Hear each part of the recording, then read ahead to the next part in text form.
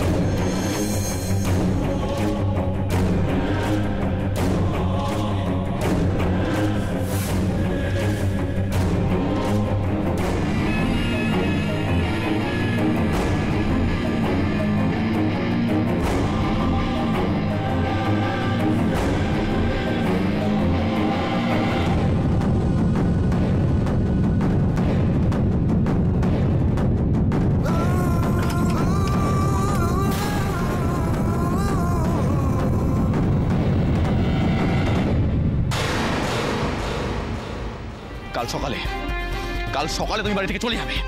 দুষ্ট গরুর থেকে শূন্য গোয়াল ভালো।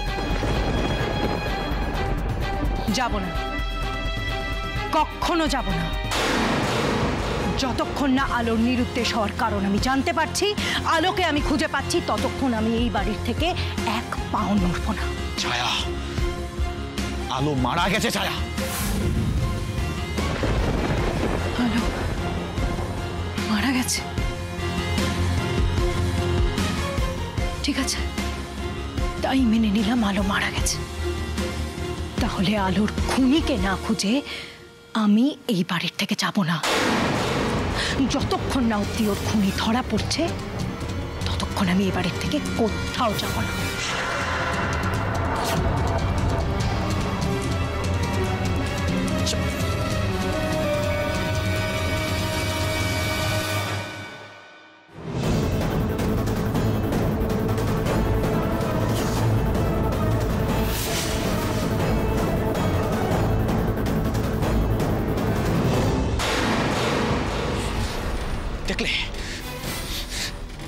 তুমি দেখলে জেঠুমনি, ওই ছায়া কি বার্তা বেড়েছে?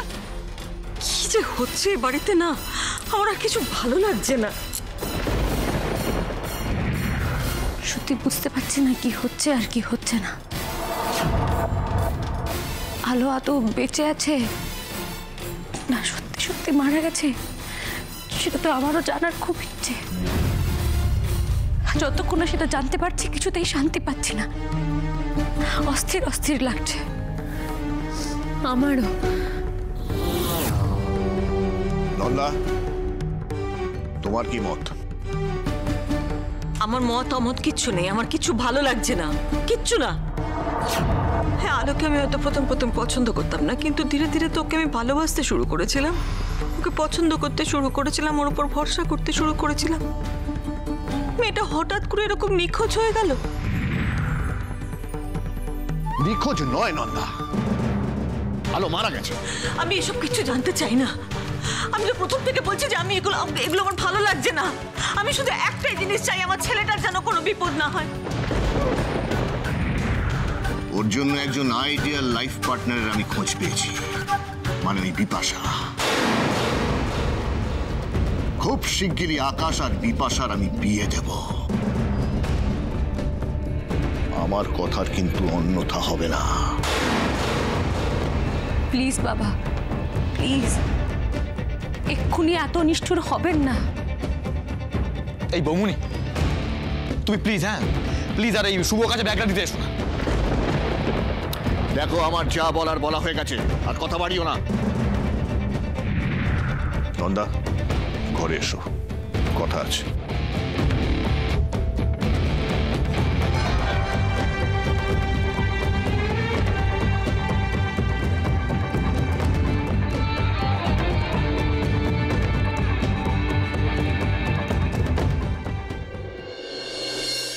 বৌমুনি, 1 মিনিট একটু দাঁড়াও, তোমার সাথে আমার কথা আছে।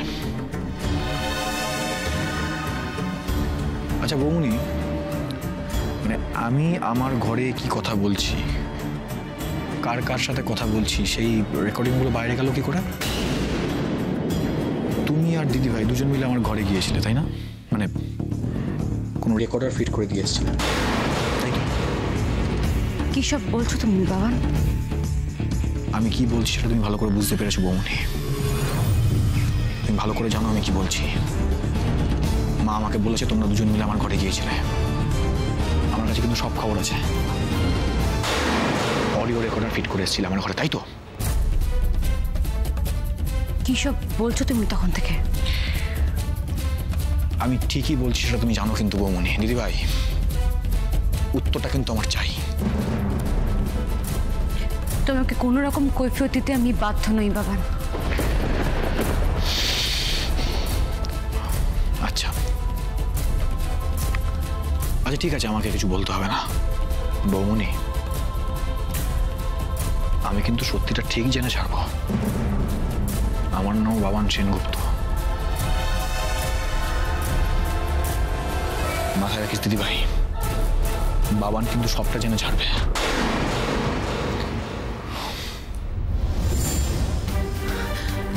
মামুনি, কি হবে এবার? আমরা কি তাহলে ধরা পড়ে গেলাম? ধরা পড়ে গেলেই বাকি, আর ধরা না পড়ে গেলেই বাকি।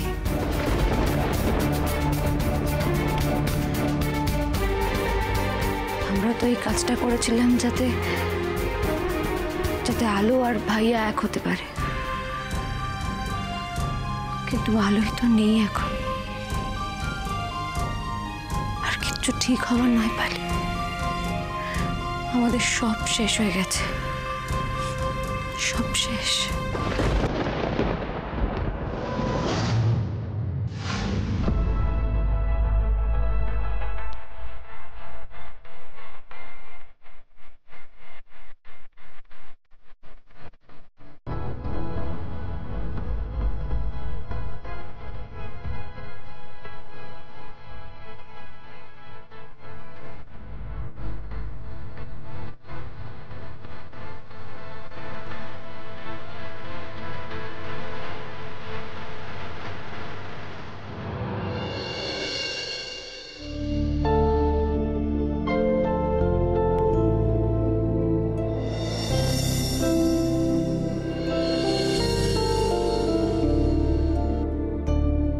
আকাশ, আমার আকাশ।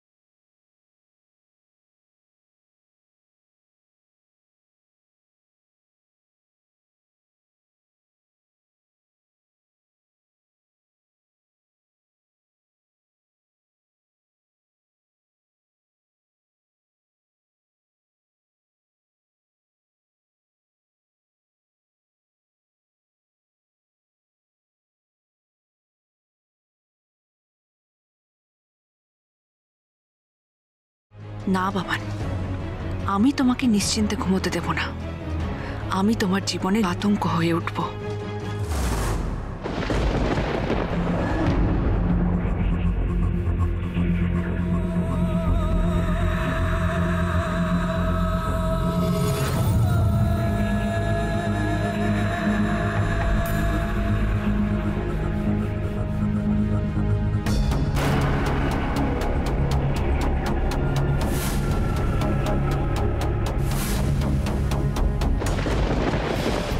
আমি বাবান সেনগুপ্ত, এই সেনগুপ্ত ভিলার একজন অংশীদার যখন কথা বলছি তখন একদম মাঝখানে নাক গলাবে না তুমি। কিন্তু তুমি অনেক অনেক বড় ভুল করে ফেললে বলে দিচ্ছি তোমাকে। ছোট্ট ভাইয়ের জীবন থেকে তোমাকে ঘাড় ধাক্কা দিয়ে বের করে দেবো। আমি যেন আমার ছোট্ট ভাইয়ের আশেপাশে তোমাদের দুজনকে কাউকে না দেখি, তাহলে কিন্তু আমি ছেড়ে কথা বলবো না বলে রাখলাম। আমাদের জীবনের সব শান্তি, আমাদের চোখের ঘুম কেড়ে নিয়ে এখন তুমি শান্তিতে ঘুমোচ্ছ, তাই না বাবান? ইচ্ছে করছে তোমায় এক্ষুনি শাস্তি দিই, কিন্তু এখন সেটা সম্ভব নয়। তবে ছোটখাটো একটা শিক্ষা তো দিতেই পারি তোমাকে।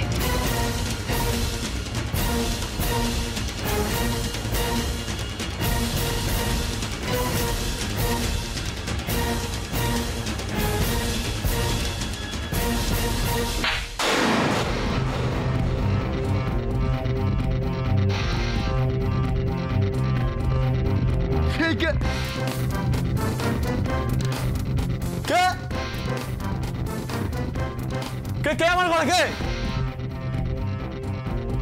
এই আমাকে চড় মারলো? কে?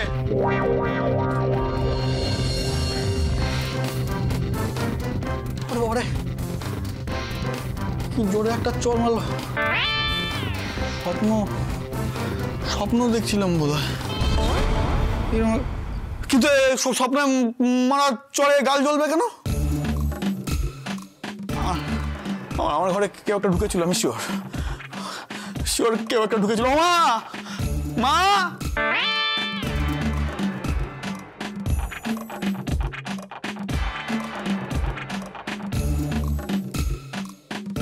পারফিউমের গন্ধ।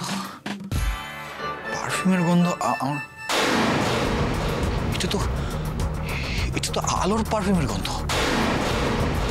তাহলে কি আলো? না না না, কি সব ভাবছি। আলো তো মরে গেছে। তাহলে কে এসেছিল ঘরে? তাহলে ঘরে কে ঢুকেছিল? কে আমাকে থাপ্পড় মারলো? আমি শিওর আমার ঘরে কেউ এসেছিল। বসার ঘরে গলার আওয়াজ পেলাম না, কথা হচ্ছে মনে হচ্ছে। কি হয়েছে? যাই গিয়ে এবার দেখে আসি। কি বলছো কি তুমি আকাশদা? কে এসেছিল? হ্যাঁ, কেউ একজন আমার ঘরে এসে আমার গায়ে চাদর টেনে দিয়েছিল। দিদি ভাই, বিএম, তোমরা কেউ গেছিলে? কই না তো। হ্যাঁ, আমিও তো যাইনি। তাহলে আমার গায়ে ওইভাবে চাদর টেনে দিল কে? আর আমি কিন্তু এটাও ফিল করেছি যে ঘুমের মধ্যে আমার মুখের সামনে কেউ একটা এসে বসেছিল। কিন্তু কে? যদি বলি আলো এসেছিল।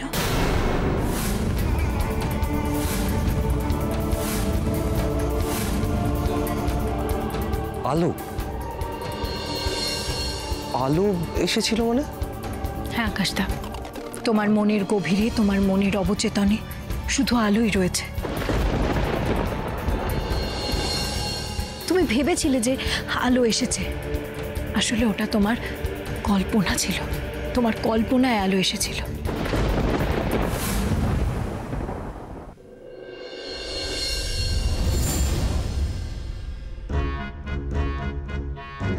তবে কি আলো সত্যি সত্যি এসেছিল?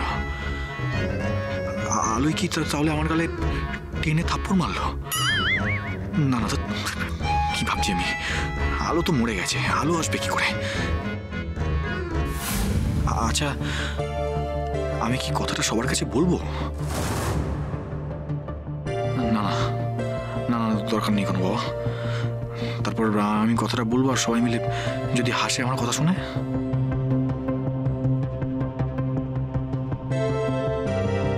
বাবান,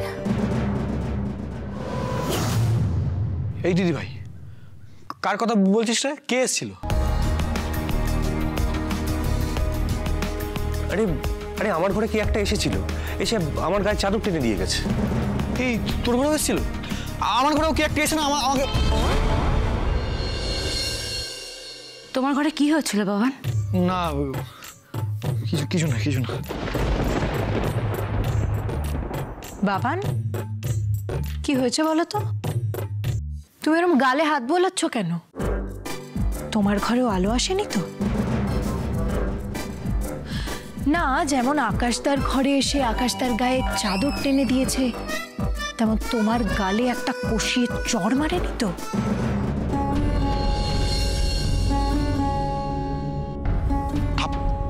আমার গালে কে এসব কি কি আজে বাজে কথাবার্তা বলছো তুমি? ছায়া, থাপ্পড় কেন?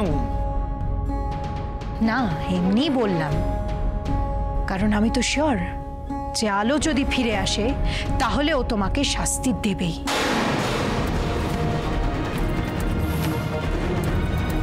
ভাইয়া এখন যাও, ঘরে যাও, এখন গিয়ে বিশ্রাম নাও, যাও। হ্যাঁ ভাইয়া, তুই ঘরে গিয়ে বিশ্রাম নে, যা। Good night.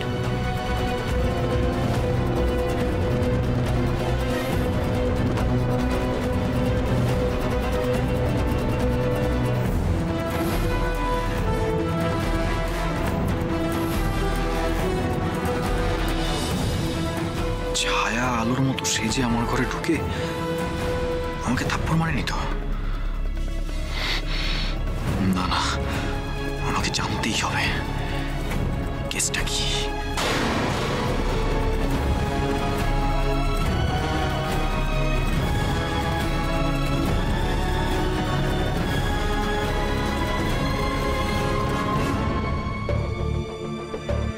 ছায়া, তুমিও ঘরে চলো এবার।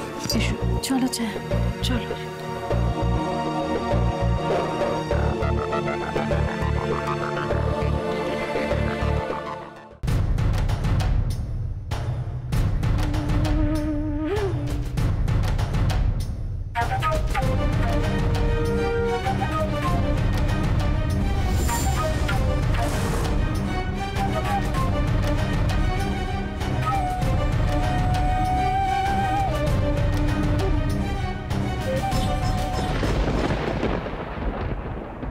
বলছি বাবুদা, এবার কি হবে গো?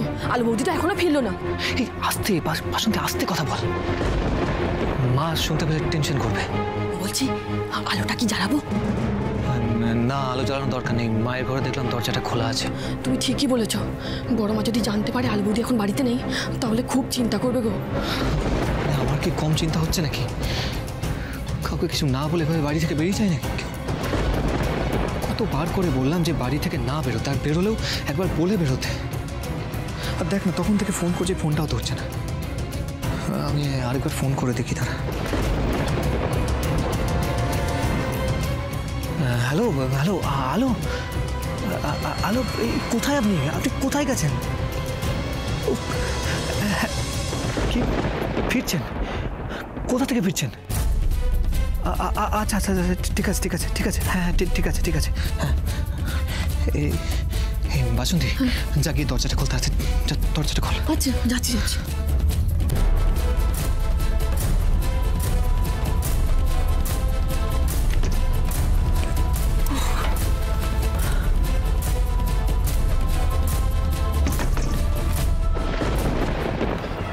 আচ্ছা, তুমি কোথায় গিয়েছিলে গো? আমরা সবাই মিলে কত চিন্তা করছি। বলছি, সব বলছি, তুমি আমাকে আগে এক গ্লাস জল দাও তো। আচ্ছা, দিচ্ছি, ডাক্তার। হ্যালো, আপনি ঠিক আছেন তো? হ্যাঁ। আচ্ছা, এবার বলুন তো, আপনি কোথায় গেছিলেন?